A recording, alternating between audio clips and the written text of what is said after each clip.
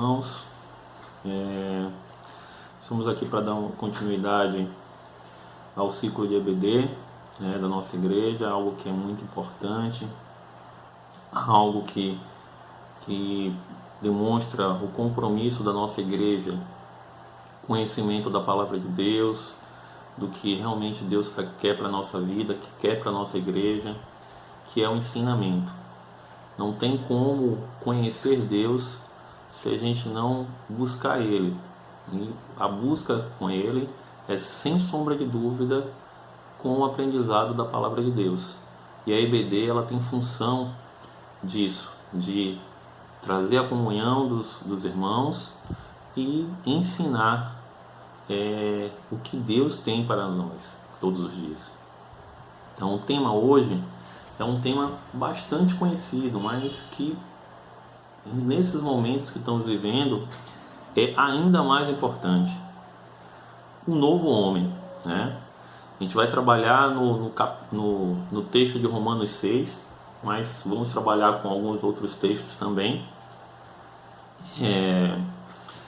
A gente vai entender o que é ser um novo homem em Cristo Jesus.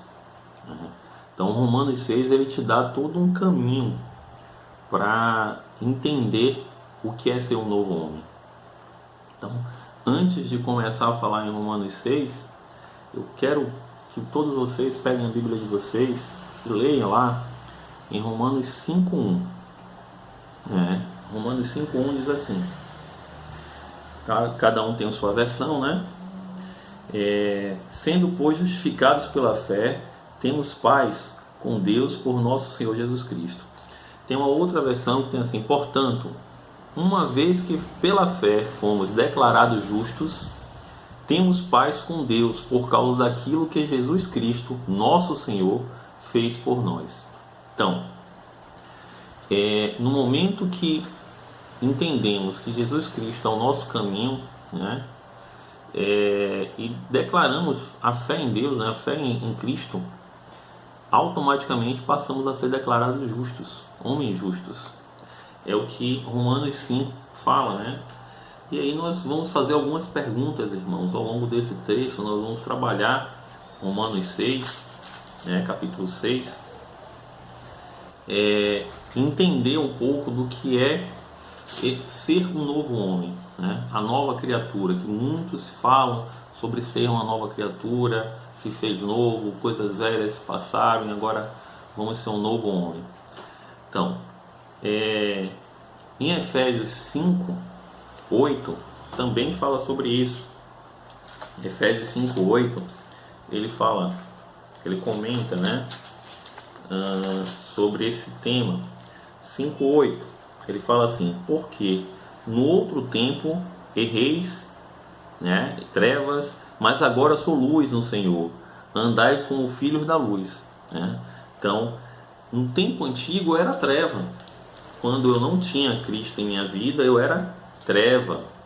Mas no momento que eu entendi e aceitei Cristo como meu Salvador, fiz ser nova criatura. Então passei a ser luz, né? Ser um homem justo. Tem um grande teólogo, né, na antiguidade, John Wesley, que comentou sobre isso, né? Falou uma coisa muito importante. Ele deu uma colocação muito importante em um dos seus livros, um dos seus textos. Dê-me 100 homens que a nada mais temam senão ao pecado e nada mais desejem senão a Deus, e não importará se eles serão clérigos, né, pessoas que conhecem a palavra, né, formados, ou leigos. Garanto-lhes que sacudirão as portas do inferno e edificarão o reino de Deus sobre a terra. O que quer dizer isso? Se a pessoa tem fé, se a pessoa se dedica, se ele realmente entende que ele virou uma nova criatura, porque ele agora vive Cristo na vida dele, ele não precisa ser altamente intelectual para ser um jovem, um homem, vamos colocar assim, um homem para Cristo, né? Uma pessoa que trabalha para Cristo, que está vivendo o reino de Deus. Então, estar com Cristo é prosseguir o tempo todo. Então é esse o ponto que ele está falando aqui. Não importa se você tem muitas riquezas ou se você não tem nenhuma. Se você tem fé em Deus, se você busca Deus, se você entende que Deus está em tua vida, que Cristo é que te salvou, você com certeza sacudirá o inferno, sacudirá tudo, porque você terá Deus com você. Porque como o próprio pastor falou essa semana, no culto domingo, nós somos templo. A igreja física está lá. Nós gostaríamos de estar dentro de Jerusalém, em comunhão. Mas a igreja somos nós. Nós somos o templo. Então, se você tem Cristo, você, sem sombra de dúvida, você é uma nova criatura. Então, a gente dá continuidade falando sobre realmente Romanos. Aí Romanos 6:1, ele começa assim: que diremos, pois? Permaneceremos no pecado para que a graça abunde? É a pergunta que faz em Romanos 1, né? Então, é necessário continuar no pecado para que a graça de Deus, porque a graça de Deus, ela é dada de graça para todos nós. É necessário que aconteça isso para que a graça continue sendo liberada para a gente. Eu posso continuar no pecado após ser uma nova criatura? Eu posso continuar pecando? Continuaremos no pecado para a graça aumentar? É uma pergunta que ele está fazendo, né? Vamos continuar pecando? Claro que não, meus irmãos. Lógico que não. Nós não podemos continuar no pecado. Jesus Cristo, ele ficou no deserto durante 40 dias e várias vezes o diabo atentou ele, né? E nem por isso ele pecou. Nem por isso ele pecou. Então eu não tenho porquê estar em Cristo e continuar pecando. Porque, como está sendo dito, eu tenho que ser justo, eu tenho que ser um homem justo. Eu tenho que continuar seguindo Cristo. Então, é buscar realmente Cristo. E aí a gente vai entender mais um pouco com isso. Conhecer bem a verdade antes de obedecê-la é um princípio bíblico, Oséias 4:6. Erramos pela falta de conhecimento, Mateus 22:29. Então, quando a gente não tinha conhecimento, realmente a gente errava. Mas no momento que você passa a conhecer essa palavra viva em nossos corações, que é desfrutar, né, do conhecimento, né, do saber de Deus, automaticamente você tem que se afastar do pecado. Porque o Espírito Santo, ele vai morar em você e ele vai automaticamente te expulsar de lugares e de coisas que não edificam a Deus. Então, já em Romanos 2 é o que ele fala: de maneira nenhuma, nós, os que morremos para o pecado, como podemos continuar vivendo nele? Então ele faz uma afirmação e ao mesmo tempo uma pergunta. Ele afirma: de maneira nenhuma podemos continuar no pecado. Se morremos para o pecado, por que eu vou continuar nele? Não posso.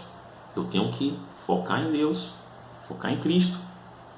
Ou vocês não sabem que todos nós, aí já em Romanos 6:3, que fomos batizados em Cristo Jesus, fomos batizados em sua morte. Então, Jesus Cristo morreu para nos libertar do pecado. A crucificação, ela não foi à toa. Ela foi algo importante. Foi um momento de trazer a humanidade para entender que Deus queria fazer um novo elo, queria fazer uma nova aliança com o povo. Então, no momento que Cristo ele é crucificado, simplesmente eu estou morrendo, meus pecados estão morrendo ali, e é ali que tem que morrer. Então, dando continuidade aos 6, Romanos 6, 4 e 5, ele fala: portanto fomos sepultados com ele na morte, por meio do batismo, a fim de que, assim como Cristo foi ressuscitado dos mortos, mediante a glória do Pai, também nós vivamos uma vida nova. Se dessa forma fomos unidos a Ele na semelhança da sua morte, certamente seremos também na semelhança da sua ressurreição. Então, se no momento que Jesus Cristo morreu naquela cruz, nós nos unimos a Ele naquela morte, no momento que Ele ressurge e é vida em nossos corações, Ele está vivo, nós também vivemos com Ele. É esse o ponto que está sendo tocado ali em Romanos, né? Falado ali em Romanos 6, ao longo de todo o texto, né? Ele fala sobre todo esse processo do novo homem, né? Pois sabemos que o nosso velho homem foi crucificado com ele, para que o corpo do pecado seja destruído e não mais sejamos escravos do pecado. Romanos 6,6. Então, no momento que o velho homem ele deixa de existir, que ele morre com a crucificação de Jesus Cristo, nós saímos da escravidão do pecado, porque nós éramos escravos do pecado. No momento que você não tem Cristo em sua vida, que você não busca a Cristo como o único Salvador da sua vida, você está fadado a estar escravizado pelo pecado, pelas coisas equivocadas. E a gente vê no nosso mundo hoje, por que a nossa sociedade está dessa forma? Valores, né? Valores diversos da nossa sociedade sendo totalmente desfeitos, colocados ao avesso, querendo que a gente aceite coisas que não é bíblico, que Deus nos disse que tem que ser feito, como tem que ser feito, e querem que nós venhamos aceitar coisas que não cabem, né, dentro de uma sociedade, dentro das leis cristãs, né, dentro do que Deus quer para a gente. Então, nós vivemos hoje um momento muito crítico dentro da nossa sociedade, porque hoje o que está errado é o que querem que a gente aceite que está certo. O que é certo, que é a palavra de Deus, que é a conduta cristã, que é entender o que é ser realmente um vaso valoroso, né, fora do pecado, ela é dada como errado. Então, meus irmãos, nós temos que estar atentos a isso, né? Porque como tem aqui em Romanos 6,6, pois sabemos que o vosso velho homem, no momento que você aceita Jesus, o seu velho homem, ele ficou no passado. Ficou no passado. E você tem que viver as coisas novas. E o que é a coisa nova? É viver em Cristo. É viver com Cristo. Então, nós nos despedimos, né? Nós tiramos a roupa velha e nos revestimos, na casa, nós vestimos de uma nova roupa, a roupa com Cristo. Então, em Romanos 6,10, ele fala assim: pois quando a ter morrido de uma vez, morreu para o pecado, mas quando viver, vive para Deus. Então, Romanos 6,10, ele já fala sobre isso. No momento que eu morro para o pecado, mas no momento que eu vivo para Deus. E o que acontece, né? O que nós podemos entender que é a continuidade, que é o novo homem? Da mesma forma, consideramos-se mortos para o pecado, mas vivos para Deus em Cristo Jesus. Romanos 6,11. Por que morto? Porque no momento que eu entendo que tudo que eu fazia anteriormente, ele não serve mais para a vida que eu desejo e que eu quero e que eu entendo que é necessário, porque Cristo está me tocando e que diz o que eu tenho que fazer, automaticamente tudo aquilo ali tem que ser morto para mim. Eu não posso mais vivenciar aquilo, né? Deus, ele vai te transformar. Jesus, ele vai te transformar. Vai ter um mover dentro de você que vai transformando você gradativamente. O seu olhar é diferente. As pessoas começam a te ver, os seus atos, a forma de você agir, a forma de você conduzir, a forma de você entender. Garrido falou na EBD anterior, falando sobre a conduta, né? Várias vezes ele já comentou sobre isso, né? sobre a conduta do profissional de segurança, principalmente aquele que é cristão. É diferente, porque tem um olhar diferente, um olhar de paz, um olhar de cuidado, um olhar de carinho. E esse olhar nada mais é do que o espelho de Cristo na tua vida. Você está olhando para Cristo. E aí automaticamente você entende o que você precisa fazer. E quando você precisa fazer algo, você pondera. Você mostra amor. E é por isso que Cristo veio para isso. Para mostrar amor para a gente, né? E aí se você parar e olhar lá em Efésios, né? Efésios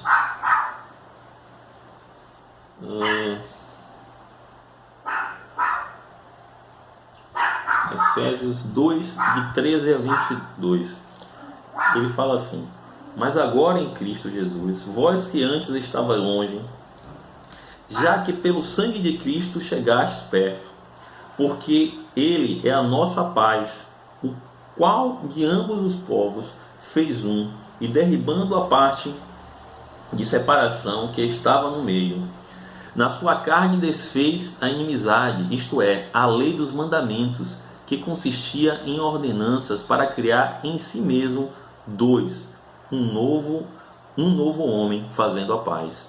E pela cruz reconciliar ambos com Deus em um corpo, matando com ela a inimizades. E vindo ele, evangelizou a paz a vós que estavais longe e aos que estavam perto, porque por ele ambos temos acesso ao Pai em um mesmo Espírito. Assim que já não sois estrangeiro nem forasteiro, mas concidadãos dos santos e da família de Deus, edificados sobre o fundamento dos apóstolos e dos profetas, de que Jesus Cristo é a principal pedra de esquina, no qual todo o edifício bem ajustado cresce para o templo santo do Senhor, no qual também vós juntamente sois edificados para a morada de Deus no Espírito. Então, meus irmãos, o que quer dizer isso? Que Jesus ele veio para todos. Ele veio para os que já estavam perto e aqueles que estavam longe. Então, todos nós podemos ter uma vida com Cristo. E por isso nós temos que buscar multiplicar isso. Fazer o ID que Jesus nos pediu. A nossa ordenança, que é buscar novas pessoas para que possa vivenciar o que nós estamos vivendo. A alegria, a felicidade de poder entender que Cristo está em nossas vidas. Que nós seguimos um Deus vivo, um Deus que é de amor, um Deus que nos fortalece, um Deus que nos fortifica, um Deus que quer sempre o bem para a gente. Então, isso é importante. E aí a gente vê, temos uma nova vida descrita como novidade de vida. Então, lá em Romanos 12, ele dá continuidade falando assim: portanto, não permita que o pecado continue dominando os seus corpos mortais, fazendo que vocês obedeçam aos seus desejos. Então, meu irmão, como é que eu posso fazer para que o pecado não continue dominando a mim?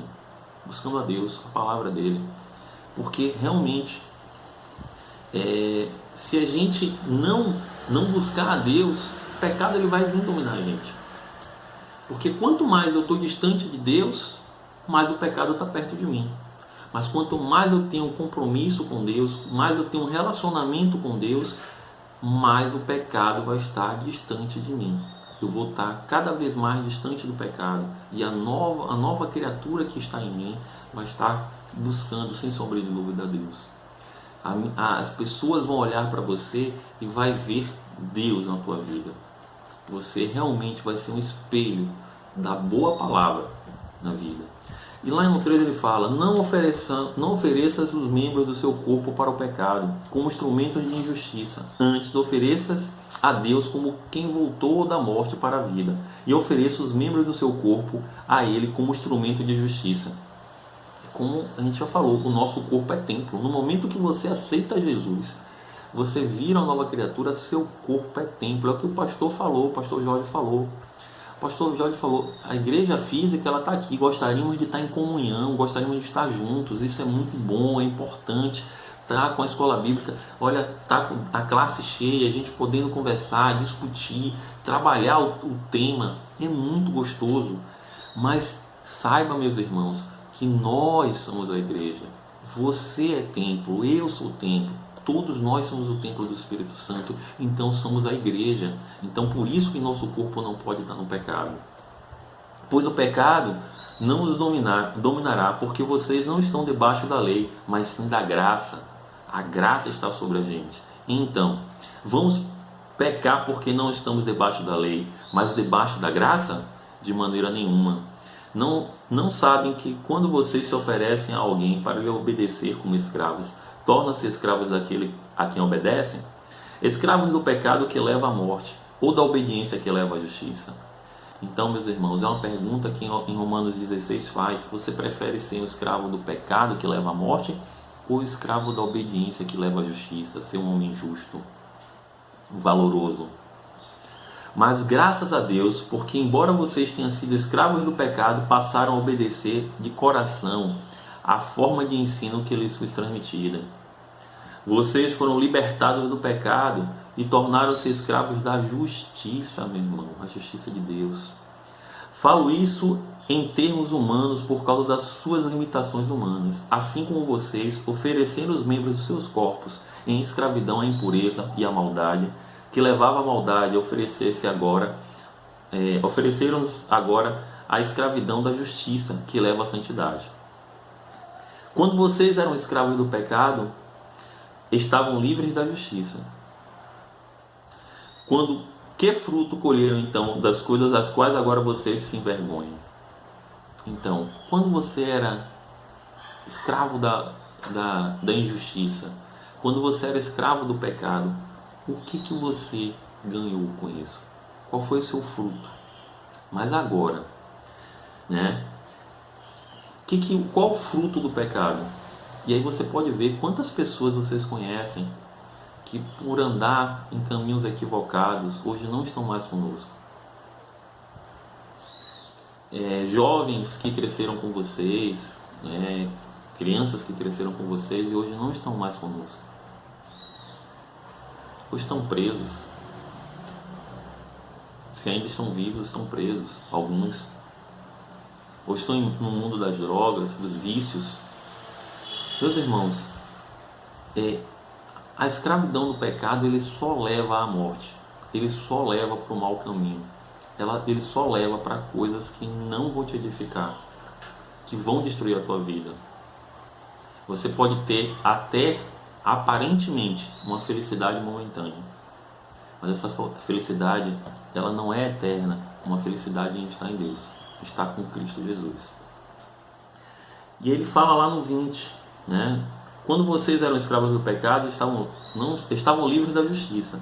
Que fruto colheram então das coisas das quais agora vocês se envergonham? O fim delas foi a morte. Mas agora que vocês foram libertos do pecado, se tornaram escravos de Deus. O fruto que colhem leva à santidade, e o seu fim à vida eterna. Então, olha que fruto, ser escravo da justiça de Deus. Que fruto a gente ganha? A gente ganha chegar à santidade. Tem melhor coisa do que virar santo? Então, se leva à santidade, leva à vida eterna. Ter a garantia de que você vai ter a vida eterna, de estar junto de Cristo, junto de Deus. Por fim, gente, oferecer, né? A palavra oferecer nesse texto, ela aparece 5 vezes. O que significa oferecer? Colocar-se à disposição de alguém ou apresentar-se como sacrifício. Levá-los a um ato de consagração, santificação. Então, no momento que nós oferecemos a nossa vida a Deus, nós estamos simplesmente entregando a Ele para a santificação. Estamos entregando a nossa vida para edificação. Então, olha que texto maravilhoso de Romanos. Ele 5 vezes você oferecer. A palavra oferecer significa nada mais do que se disponibilizar, se doar, né? Dar. em sacrifício, né? Para que você possa receber a santificação. Então, oferecer a quem? Você vai oferecer não mais ao pecado, mas a Deus. Não mais a imundície, mas a justiça para a santificação.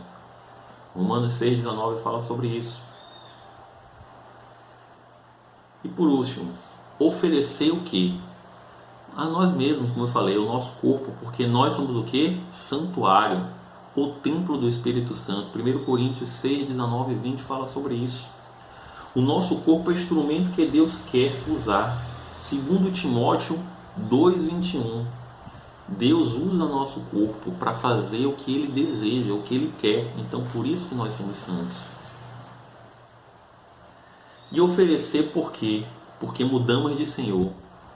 Anteriormente, nós tínhamos o Senhor o pecado.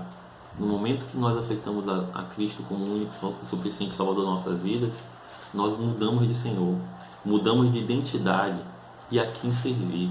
Servir a Deus, servir com alegria. Pois o salário do pecado é a morte, mas o dom gratuito de Deus é a vida eterna, em Cristo Jesus, nosso Senhor. Romanos 6,23. Então, meus irmãos, para que a gente resuma, com o pecado, viver no pecado, a gente vivia na escravidão, vivia nos vícios, vivia envergonhado, vivia a morte, né? Não vou nem dizer viver, né? A gente estava fadado à morte. Já no momento que você aceitou a Deus, aceitou a Cristo como seu Salvador, você passou a ter liberdade, você passou a ter alegria, passou a ser servo de Deus, passou a ter santidade, passou a ter paz mental e ter vida em abundância, eterna, alegria, felicidade. Então, meus irmãos, quero agradecer pela essa oportunidade da gente poder estar estudando um pouco mais a nossa palavra, a palavra de Deus em nossa vida. E digo a vocês, meus irmãos, não deixem de estudar. E quando pudermos voltar o mais breve possível, com a graça de nosso Senhor Jesus Cristo, poder voltar ao nosso templo, voltar a Jerusalém, não deixe de participar da EBD. A EBD é um local santo, é um local importante, é um local de edificação. Fica com Deus, que a paz esteja com todos.